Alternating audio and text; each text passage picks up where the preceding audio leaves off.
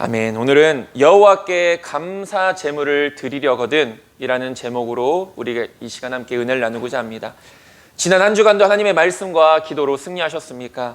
우리는 지난주 너희를 위하여 기도하기를 이라는 제목으로 바울이 골로새 교회 성도들을 향하여서 권면과 또 예수 그리스도만이 유일한 구원자이심을, 예수님의 우월성에 대해서 이 골로새서를 기록했다라는 것을 함께 살펴봤습니다. 바울이 골로새서를 쓴 이유는 당시 수많은 이단들, 율법주의라는 이단, 천사숭배라는 이단, 그리고 영지주의라는 이런 여러 가지 이단들의 거짓 가르침에 빠질 위험에 처해 있는 이 골로새 교회로 하여금 오직 예수 그리스도만이 유일하신 구원자이심을 확실하게 믿도록 하고, 또 이단들의 가르침을 물리치고 견고한 신앙을 가지며 거룩한 삶을 살아가게 하기 위해서 바로 이 골로새서를 기록하였다, 편지를 썼다라는 것을 우리가 함께 말씀을 통해 나눴습니다. 이렇게 어려운 상황 속에서도 이 골로새 교회 성도들의 믿음과 사랑은 그에 합당한 열매를 맺고 있었습니다. 어려운 상황이었지만, 많은 이단들의 위협으로부터 끊임없이 공격받는 가운데 있었지만 이 골로새 교회는 흔들리지 않았다는 것입니다. 오히려 그 어려운 상황 가운데서 더 믿음과 사랑의 풍성한 열매를 맺어가고 있었다는 것입니다. 왜 그렇습니까? 왜 그런 어려운 상황 가운데서도 그들은 흔들리지 않고 오히려 그들의 믿음이 더욱더 성숙해져 나갈 수 있었습니까? 바로 하늘에 대한 소망이 있었기 때문입니다. 하늘에 대한 소망이 무엇입니까? 다시 말하면 천국에 대한 소망이 있었다는 것입니다. 이런 골로새 교회 성도들을 향하여 바울은 그들이 신령한 지혜와 총명이 충만하여서 언제나 하나님의 뜻을 분별하며 살아가기를 위해 기도하였습니다. 그리고 부르심에 합당하게 행하는 삶을 살아가기 위해 기도했습니다. 우리는 무엇으로 부름받았다고 지난주에 말씀을 나눴습니까? 하나님의 자녀로, 백성으로, 거룩한 종들로 부름받았다라는 것입니다.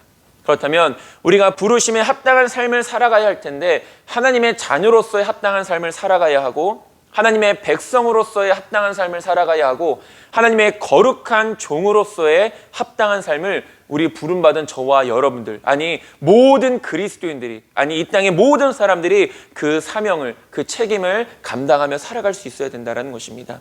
그리고 마지막으로 바울은 그들이 열매를 맺었지만 그 열매 가운데 더 풍성한 열매를 맺기 위해서 골로새 교회 성도들을 향해 기도하였다라는 것을 우리가 지난주에 말씀을 통해 함께 살펴봤습니다. 다시 한 번 더 말씀을 드리지만 저와 여러분들, 무엇보다도 우리 하늘빛 교회가 어떠한 상황과 환경 가운데서도 변함없이 믿음과 사랑의 풍성한 열매를 맺어갈 수 있게 되기를 간절히 소망합니다. 그리고 바울이 골로새 교회 성도들 향해서 기도했던 것처럼 저와 여러분들 모두가 그렇게 될 수 있기를 서로를 위해서 기도해 줄 수 있어야 된다는 것입니다.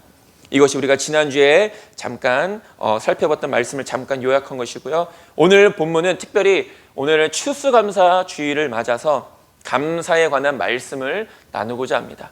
추수감사주일, 이걸 성경에 나와 있는 어떻게 보면 절기는 아닙니다. 성경에 나와 있는 절기는 우리가 잘 알고 있는 것처럼 맥추절이라는 절기인데, 여러분들이 잘 아시는 것처럼 이 영국에서의 신앙의 자유를 위해서 청교도들이 이 미국으로 건너가지 않습니까? 미국에서 어렵게 살아가다가 인디안들의 도움도 받고, 그래서 그들이 정착하여 처음으로 거둬들인 수확으로 하나님 앞에 감사하기 위해서 드려진 그 주일이, 그 예배가 바로 추수감사 주일이었습니다.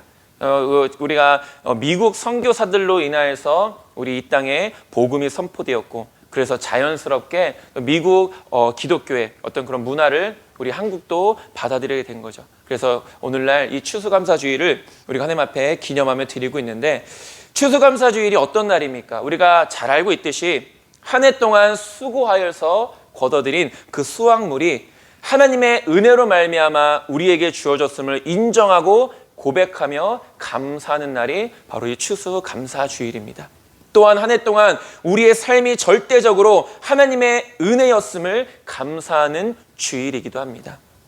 우리의 수고도 분명 필요한 것입니다. 이 많은 수확물들을 또 우리의 삶에 합당한 열매를 맺기 위해서는 우리의 수고도, 우리의 열심도 분명히 필요한 것이지만 가장 중요한 것은 무엇입니까? 하나님의 은혜라는 것입니다. 우리의 수고가 있어도 하나님의 은혜가 없으면 그 수고는 헛될 수밖에 없는 것입니다. 시편 127편 1절은 이렇게 말합니다.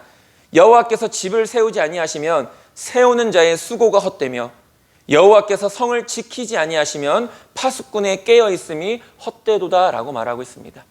우리의 열심과 우리의 힘씀이 분명히 필요한 것이지만 이 모든 것이 가능했던 것은 결국은 하나님의 은혜였다라는 사실입니다. 우리는 그것에 감사하여서 이날을 기념하는 것이고 또 이날을 기억하여서 우리가 감사로 하나님 앞에 예배를 드리는 것입니다. 오늘 이 추수감사주일 예배를 통하여 지금까지 베풀어 주신 하나님의 은혜를 우리가 가만히 생각해 보길 바랍니다. 그리고 혹시나 현재 저와 여러분들의 삶 가운데 감사의 삶이 없다라면, 감사를 잊어버리는 삶을 살아왔다라면 오늘 이 추수감사주일 예배를 통하여서 그 감사가 다시 한 번 더 회복되어질 수 있게 되길 소망합니다. 그래서 우리가 이 주일을 지키는 것입니다. 그래서 우리가 이 주일을 기억하는 것입니다. 그런 의미에서 오늘은 우리가 레위기 말씀을 잠깐 살펴보고자 합니다.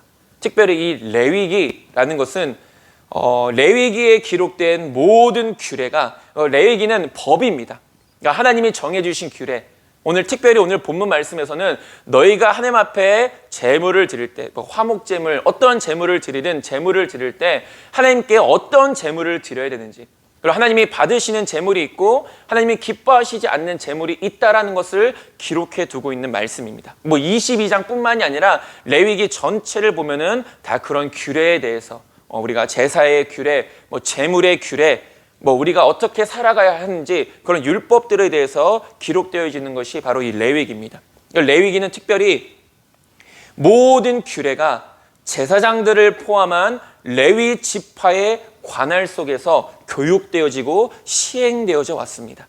레위 사람들, 또 레위 지파 사람들, 제사장들에 의해서 이런 율법과 이런 규례와 우리가 하나님의 백성으로서 어떻게 살아가야 하는지를 그들을 통하여서 백성들에게 교육되어졌다라는 것입니다.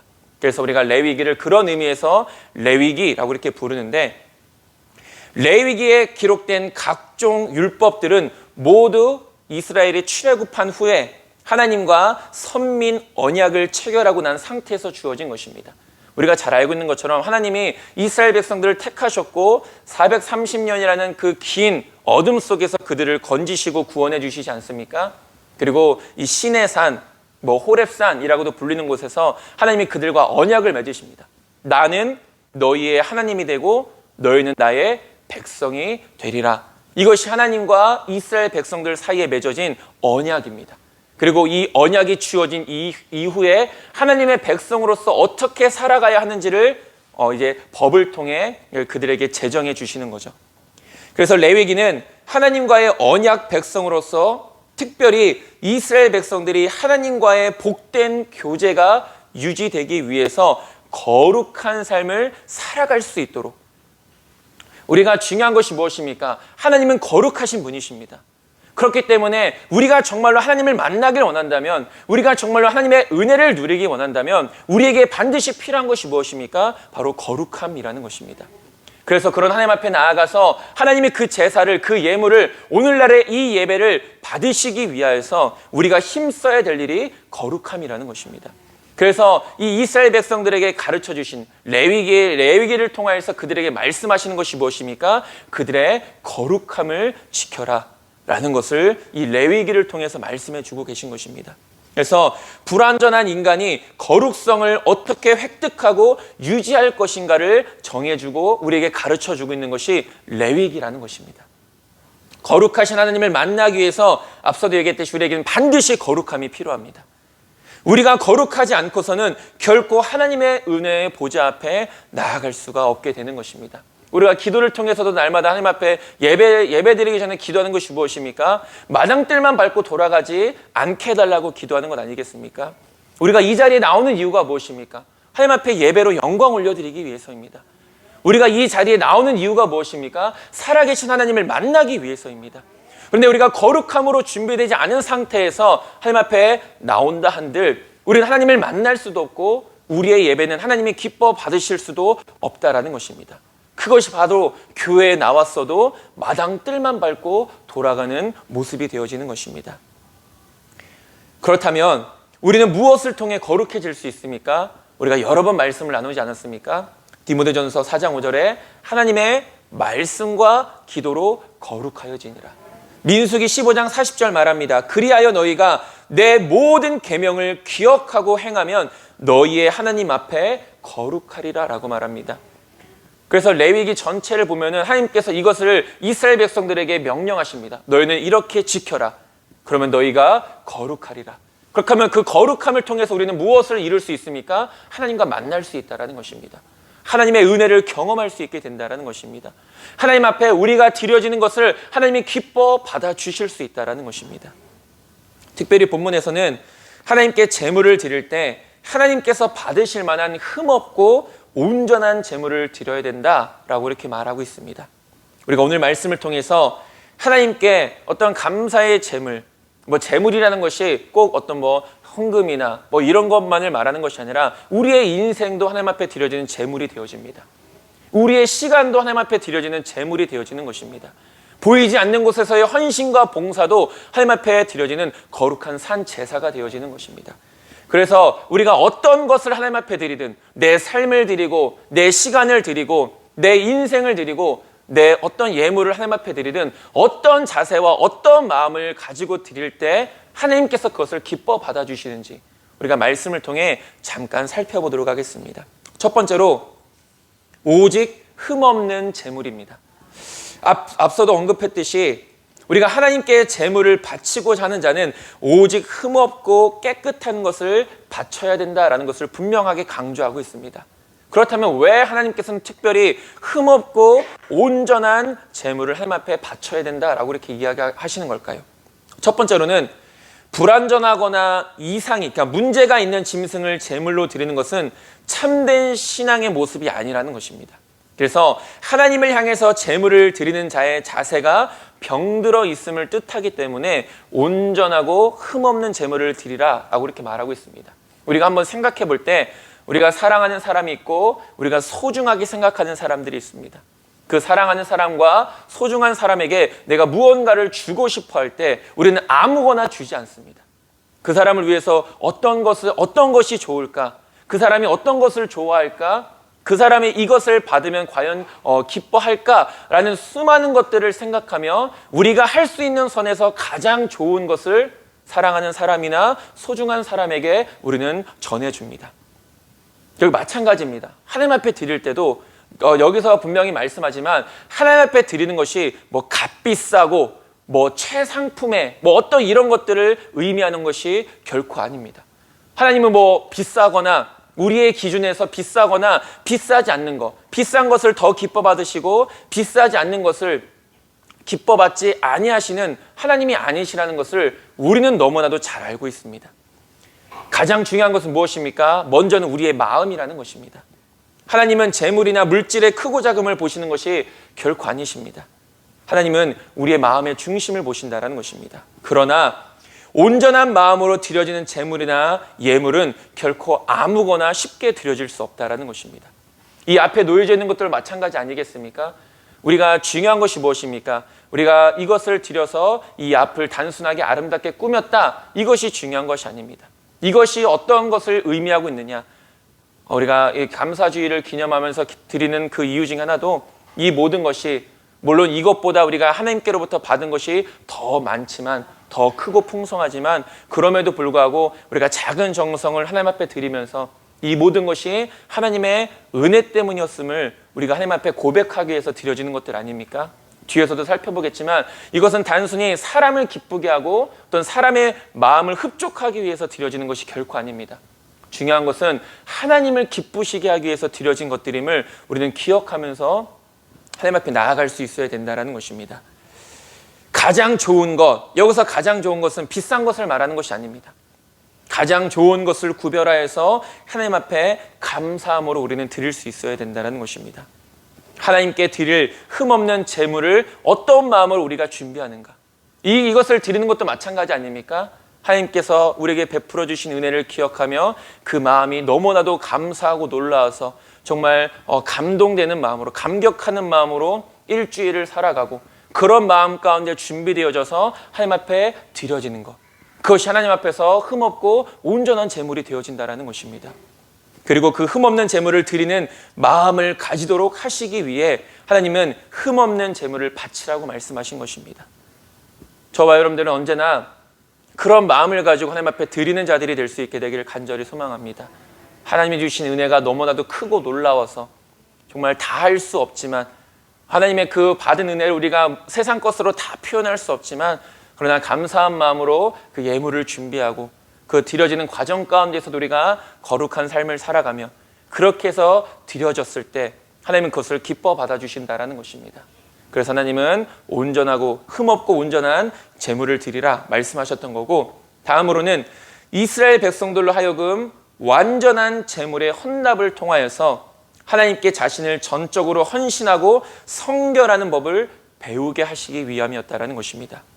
하나님께서 제사를 통해 진정으로 받으시길 원하는 것은 제물 그 자체가 아닙니다.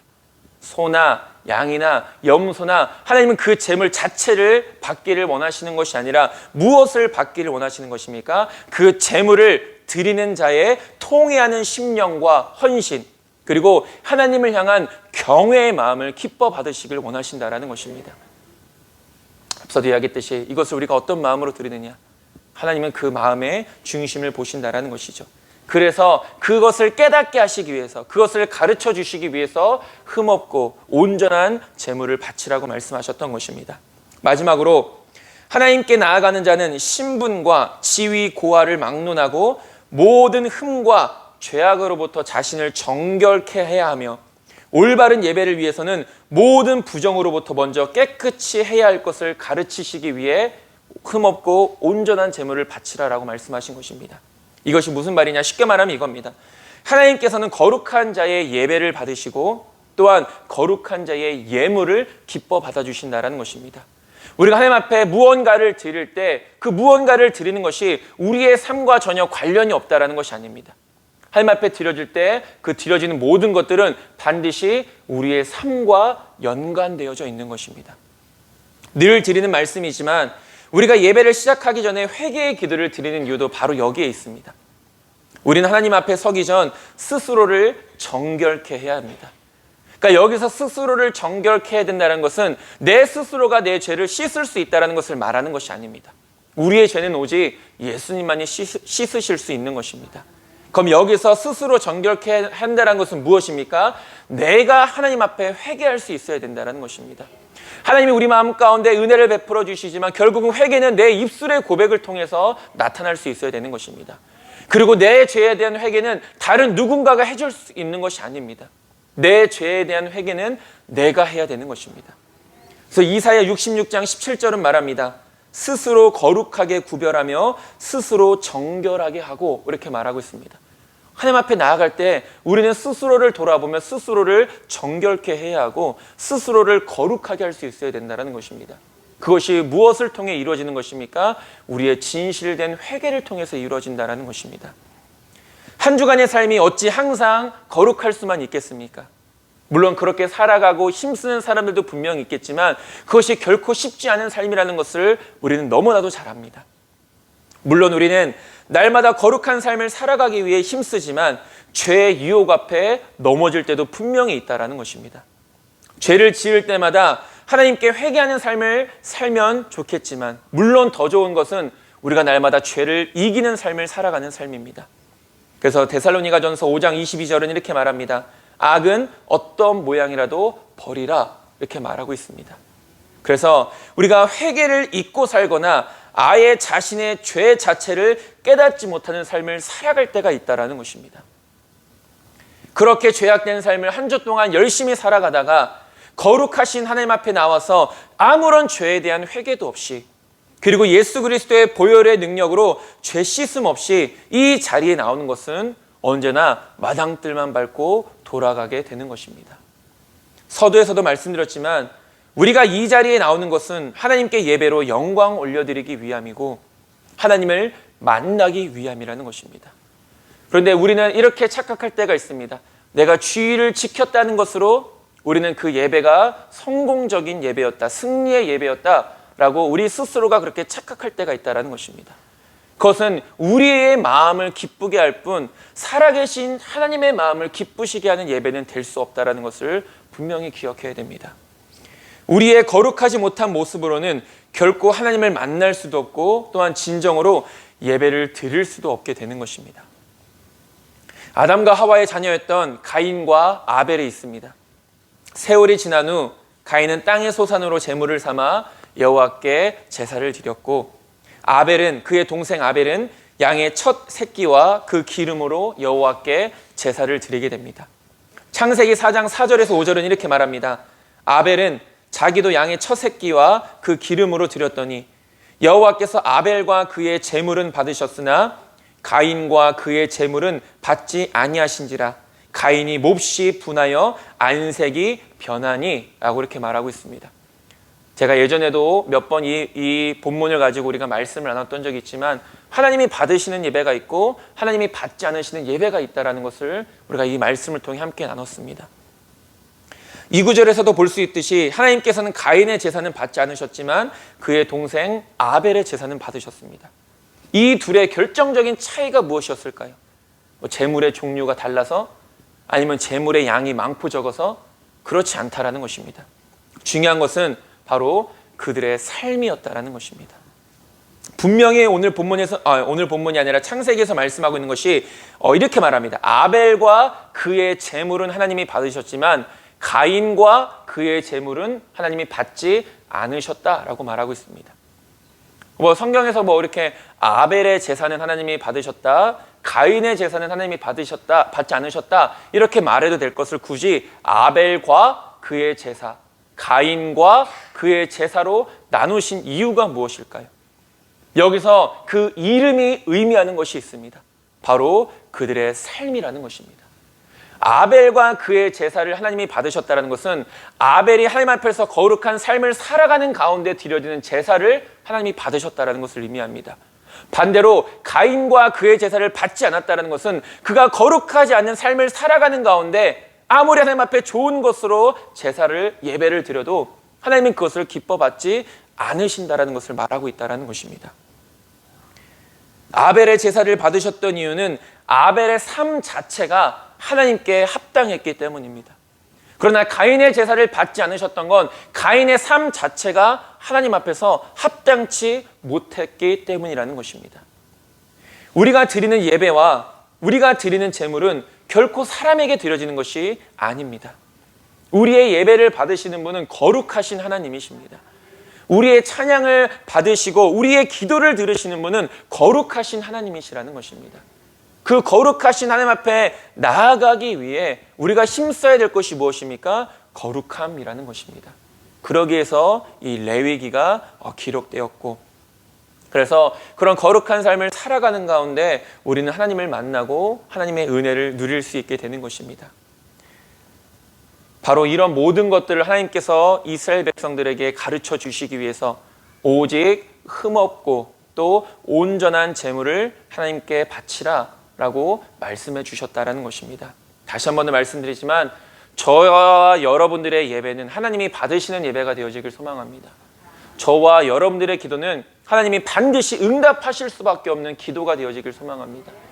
저와 여러분들의 이 앞에 드려진 이 예물은 단순히 우리가 즐기고 사람의 마음을 기쁘게 하기 위함이 아닌 먼저는 하나님이 기뻐 받으실 수 있도록 드려지는 귀한 정성과 예물이 될 수 있게 되기를 간절히 소망합니다. 다음으로 그렇다면 하나님이 기뻐 받으시는 것이 무엇인가에 대해서 잠깐 살펴보겠습니다. 우리가 하나님을 기쁘시게 하는 것이 곧 하나님께 영광을 올려드리는 것입니다. 교회에 열심히 다니고 예배에 잘 참석하고 기도와 말씀 생활을 할 때에도 형식적인 차원에서가 아닌 무엇보다도 어떻게 하면 하나님을 기쁘시게 할까? 어떻게 하면 이것을 하나님이 기뻐 받으실까를 우리가 염두에 두며 행할 때 하나님은 그것을 기쁘게 여겨주신다는 것입니다. 오늘 제목도 그것 아니겠습니까? 여호와께 감사 제물을 드리려거든. 우리가 어떤 자세가 있어야 되고 어떤 준비된 모습이 있어야 되는가에 대해서 우리가 보게 되는 것입니다. 그런 의미에서 오늘 본문은 하나님께 드릴 온전한 제물, 즉 하나님이 기뻐 받으시는 제물이 무엇인가를 보여주고 있습니다.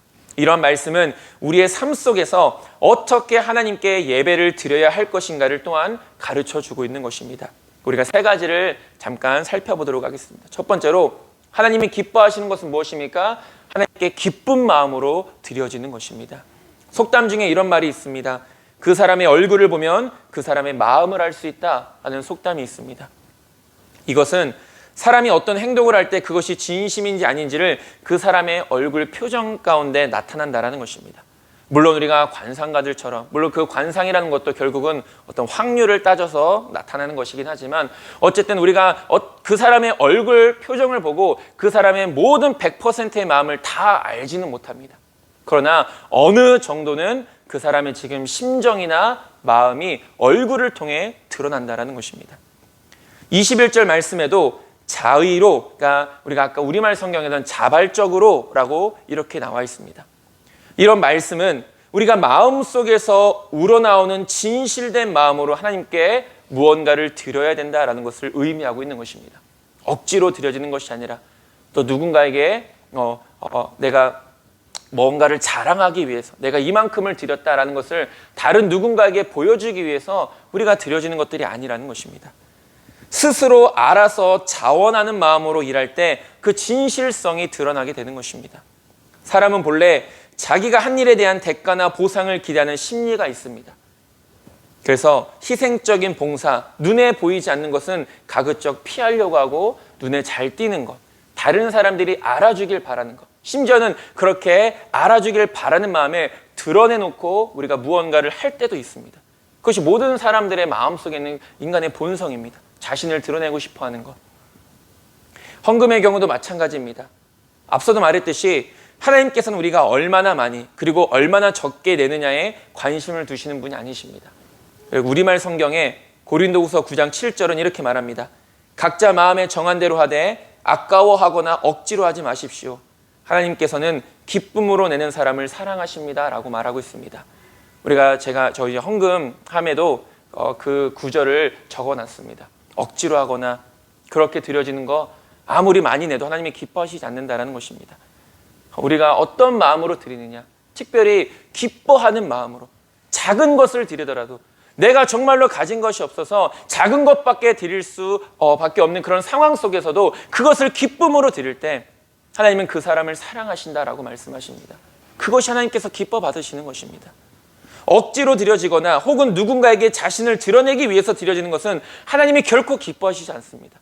예수님이 종교 지도자들을, 바리새인들과 서기관들을 책망하신 이유가 무엇입니까? 그들은 금식할 때, 성경은 금식할 때 어떻게 하라고 말합니까? 드러내지 말고 하라. 금식하는 줄 모르게 금식하라라고 말합니다. 그리고 기도할 때도 골방에 들어가서 하라. 그런데 그 종교 지도자들은 어땠습니까? 자신이 금식하고 있다는 것을 다른 사람들에게 다 드러냅니다. 자신이 헌금하고 있다는 것을 오히려 큰 소리를 내서 헌금함에 헌금을 넣습니다. 그리고 골목에서 일부러 큰 소리로 기도합니다.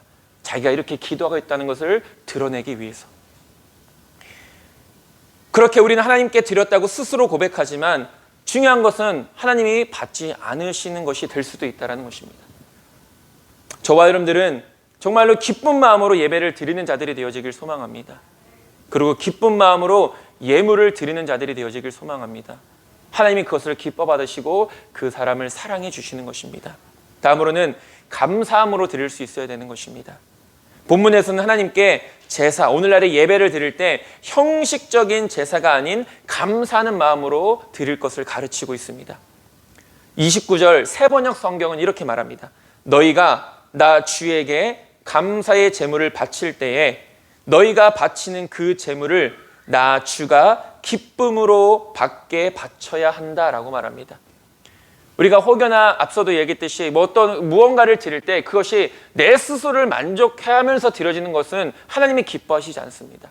무엇이 중요한 것입니까? 하나님이 기뻐 받으실 수 있도록 우리는 하나님 앞에 드릴 수 있어야 된다는 것입니다.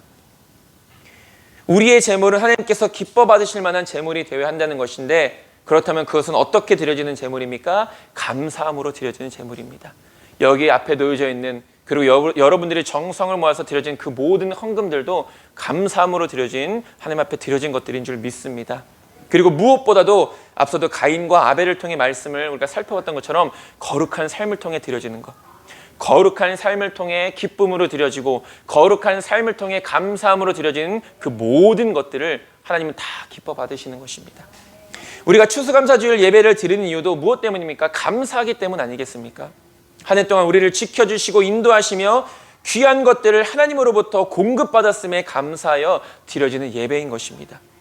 데살로니가전서 5장 16절에서 18절은 말합니다. 항상 기뻐하라, 쉬지 말고 기도하라, 범사에 감사하라. 이것이 그리스도 예수 안에서 너희를 향하신 하나님의 뜻이다 라고 이렇게 말하고 있습니다. 이것이 가능한 이유가 무엇입니까? 우리가 어떻게 항상 기뻐하고, 우리가 어떻게 쉬지 않고 기도하고, 우리가 어떻게 매 순간 감사할 수 있겠습니까? 그 이유는 바로 우리는 하나님께로부터 구원받은 자들이기 때문입니다. 다른 무엇 때문이 아니라 내가 하나님 앞에 기도해서 어떤 기도의 응답을 받았기 때문이 아니라, 물론 그것을 통해서도 우리는 감사하고 기뻐할 수 있습니다. 그러나 가장 근본적인 이유는 무엇입니까? 우리가 하나님께로부터 구원받았기 때문입니다. 구원받았기 때문에 항상 기뻐할 수 있는 것입니다. 구원받았기 때문에 하나님의 뜻을 깨닫기 위하여, 시험에 들지 않기 위하여 항상 쉬지 않고 기도할 수 있는 것입니다. 우리는 구원받았기 때문에 어떠한 상황과 환경 속에서도 감사하며 살아갈 수 있게 되는 것입니다. 우리에게 언제나 이 구원의 감격이 있다는, 기뻐하고 기도하며 있다면 기뻐하고 기도하고 감사하며 살아갈 수 있게 되는 것입니다. 언제나 감사함으로 주님께 나아가고 언제나 감사함으로 주님께 드리는 저와 여러분들이 되어지기를 간절히 소망합니다. 마지막으로 하나님의 계명을 지켜야 된다는 것입니다. 오늘 본문에서 31절에서 33절까지는 22장의 결론에 관한 부분입니다. 하나님께서는 하나님의 말씀에 순종하고 또 하나님의 말씀을 지키며 선을 행하는 자를 기뻐하시는 것입니다. 우리가 저와 여러분들 성경책을 통하여서 우리가 31절부터 33절까지 우리가 한 목소리로 함께 읽도록 하겠습니다. 너희는 내 계명을 지키며 행하라. 나는 여호와이니라. 너희는 내 성호를 속되게 하지 말라. 나는 이스라엘 자손 중에서 거룩하게 함을 받을 것이니라. 나는 너희를 거룩하게 하는 여호와요 너희의 하나님이 되려고 너희를 애굽 땅에서 인도하여 낸 자니 나는 여호와이니라. 아멘. 여기서도 거룩을 말씀하시지 않습니까? 결국 이 모든 것을 백성들에게 명령하시고 또 가르치시는 이유는 바로 그들의 거룩함을 위해서라는 것입니다. 거룩해야만 하나님을 만날 수 있기 때문입니다. 이스라엘 백성이 하나님의 계명을 순종해야 한다는 명령과 그 이유, 그리고 하나님께서 이스라엘을 부르신 목적을 명백하게 설명하고 있습니다. 이와 같이 하나님께서 우리를 선택하셔서 부르시고 특별히 하나님의 계명에 순종할 것을 요구하신 것은 하나님께서 거룩하신 것처럼 우리도 거룩하게 하기 위함인 것입니다.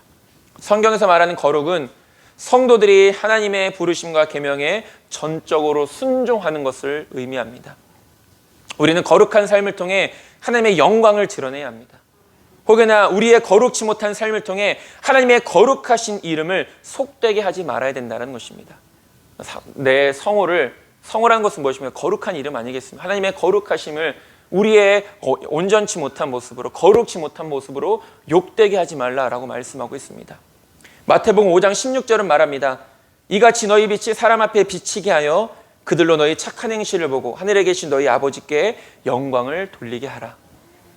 저와 여러분들 날마다 순종하는 삶을 순종하는 가운데 거룩한 삶을 통하여 하나님의 영광을 드러내는 자들이 될 수 있게 되기를 간절히 소망합니다. 말씀을 정리하겠습니다. 오늘은 추수감사 주일입니다. 이날은 하나님께서 우리에게 베풀어 주신 은혜를 기억하며 감사하는 날입니다. 그리고 또 감사를 회복하는 날이기도 합니다. 우리의 마음을 담아 하나님께 귀한 예물을 드렸습니다. 여기 성도님들의 귀한 정성이 모여서 이 앞을 아름답게 꾸몄습니다.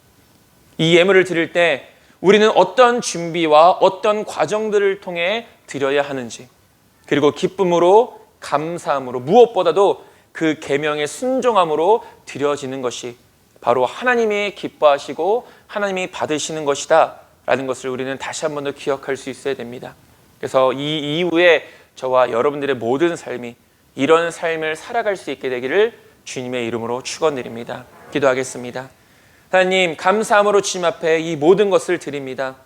우리의 감사함을 기뻐 받아주시옵시고 무엇보다도 사람을 기쁘게 하기 위한 것이 아닌 하나님을 기쁘시게 하기 위하여 드려지는 귀한 것들이 될 수 있도록 인도하여 주시옵소서. 예수님의 이름으로 기도드립니다. 아멘.